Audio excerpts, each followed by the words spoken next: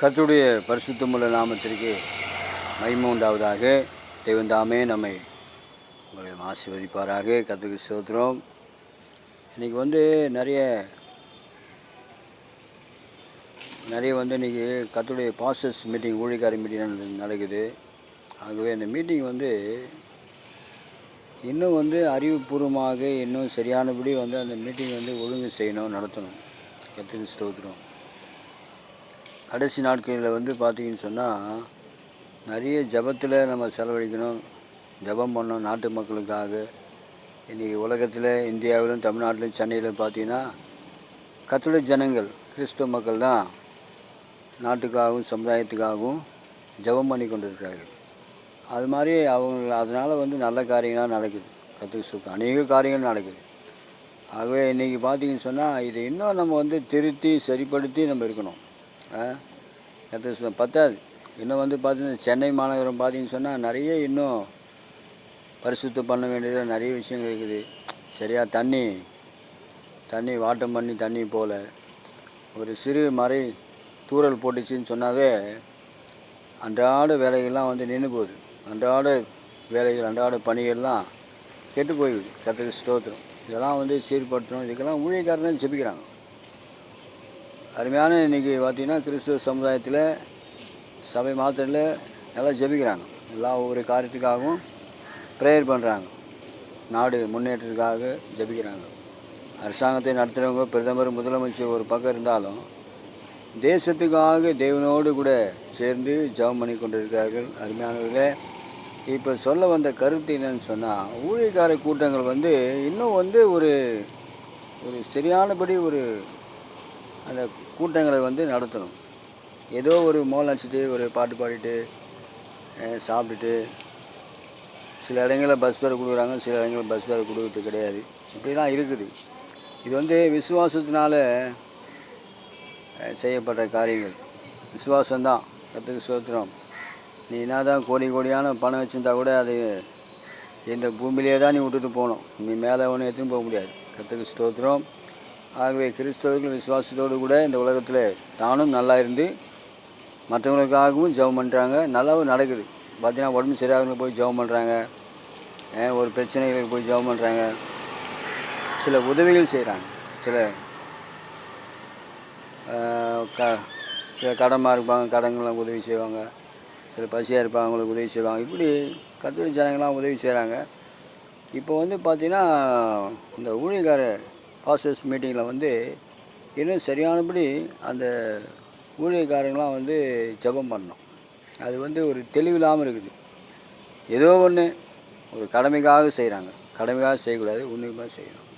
அதாவது எப்படின்னு சொன்னால், ஊழியக்காரங்க இருக்கிறாங்க. ஊழியக்காரங்க ஒரு சில பேர் தான் கொஞ்சம் ஷார்ப்பாக இருக்கிறாங்க. ஒரு சில பேர் விசுவாசியை விட ரொம்ப மோசமாக இருக்கிறாங்க. அப்போ அது ஊழியக்கார லிஸ்ட்டு கிடையாது. கர்த்தருடைய ஊழியத்தை செய்கிறவர்கள் பார்த்தீங்கன்னு சொன்னால் ஷார்ப்பாக இருக்கணும். ஜெபம் பண்ணுறதுல, பைபிள் படிக்கிறதுல, பிரசங்கம் பண்ணுறதுல. மற்றவங்களுக்கு கொடுக்க முடியாது, நமக்கு வசதி இருந்தால் தான் கொடுக்க முடியும். அது ஒன்றும் சொல்ல முடியாது. அதில் கூட நம்ம இருக்கிறத கொடுக்கலாம். கர்த்தருக்கு ஸ்தோத்திரம். கோடிக்கணக்கான ரூபா இருந்தாக்க லட்சக்கணக்கில் கொடுக்கலாம். லட்சக்கணக்கான ரூபா இருந்தாக்க ஆயிரக்கணக்கில் கொடுக்கலாம். ஆயிரக்கணக்கில் இருந்தாக்கா ஒரு நூற்றுக்கணக்கில் கொடுக்கலாம். இப்படி தான் அதை செய்யலாம். அது ஒன்றும் தப்பு இல்லை.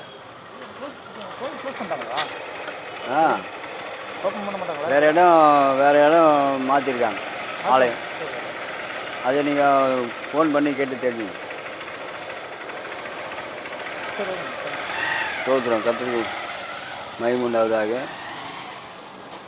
ஆகவே அருமையானவர்களே, ஊழியம் நடத்துகிற பாஸ்டர்ஸ் அவர்களை ஒரு கடமையாக செய்யாதபடி, நம்ம இந்த ஒரு விளையாட்டாக இல்லாதபடிக்கு ஒரு சீரியஸாக ஒரு ஒழுங்காக நீங்கள் பார்த்தீங்கன்னா ஆசீர்வாதங்கள் இருக்குது. அந்த ஆசீர்வாதங்கள் அதை சரியாக பயன்படுத்த மாட்டாங்க. அது நினச்சி தான் மனசு வேதனையாக இருக்குது. சொல்கிறது உங்களுக்கு புரியுதா? கர்த்தர் ஆசீர்வதிச்சுக்கிறாரு, இனிமேலும் ஆசீர்வதிச்சுக்கிறாரு. இன்னும் அந்த ஆசீர்வாதங்களை சரியானபடி நம்ம பயன்படுத்தாமல் இருக்கோம். நம்மளும் பயன்படுத்தணும், மற்றவங்களுக்கு அது நம்ம சொல்லிக் கொடுக்கணும். நீதிமானுக்கு ஒரு கேடும் வராது. கர்த்தருக்கு ஸ்தோத்திரம். நல்லா அதை புரிஞ்சுங்க. கோவில் இங்கே இல்லையா சார் இங்கே? மாற்றிருக்காங்க. எங்கே மாற்றிட்டாங்களா? எங்கே சார் இப்போ? கர்த்தருக்கு ஸ்தோத்திரம் உண்டாவதாக. அது இப்படி ஆகவே அருமையான ஊழியக்காரங்களை இந்த நாட்களிலே நாம் வந்து பாஸ்டர்ஸ் மீட்டிங்கில் வந்து ஊழியக்காரங்களாம் வந்து பார்த்திங்கன்னு சொன்னால் இன்னும் பொறுப்பாக நம்ம செயல்படணும். அதுக்கு சொல்கிறோம், பொறுப்பாக செயல்படுங்க. பொறுப்பாக செயல்பட்டு ஜெபிக்கிறதுல அவங்களுடைய விசுவாசத்தை பொறுத்து வாழறாங்க. சிலர்லாம் இருக்கப்பட்டவங்க உதவி செய்கிறாங்க, சிலர்லாம் உதவி செய்கிறது கிடையாது. ஆனால் கர்த்தருடைய ஊழியம் செய்கிறவர்கள் பயப்படக்கூடாது. அன்றைக்கி எலியா தீர்க்கதரிசி, எலிசா தீர்க்கதரிசி, ஏசாயா தீர்க்கதரிசி அரசாங்கத்தோடு கூட ராஜாவோடு கூட சேர்ந்து ராஜாவை நேரில் பார்த்து பேசி இப்படி நடக்குது, இப்படி செய்யணும், அப்படி போகணும், இப்படி வரணும், இதெல்லாம் வந்து அந்த காலத்து தீர்க்கதரிசிகள் அரசாங்கத்தோடு இருக்கிற ராஜாவோடு பேசினாங்க. அந்த மாதிரி வந்து நாட்களில் ஊழியக்காரங்களாம் பேசணும், தைரியமாக செயல்படணும், நம்மளும் நல்லா இருக்கணும், மற்றவங்களையும் நல்லா இருக்க முடியாது பிரயாசப்படுவோம். கர்த்தர் நம்மை ஆசீர்வதிப்பாராக. நன்றி.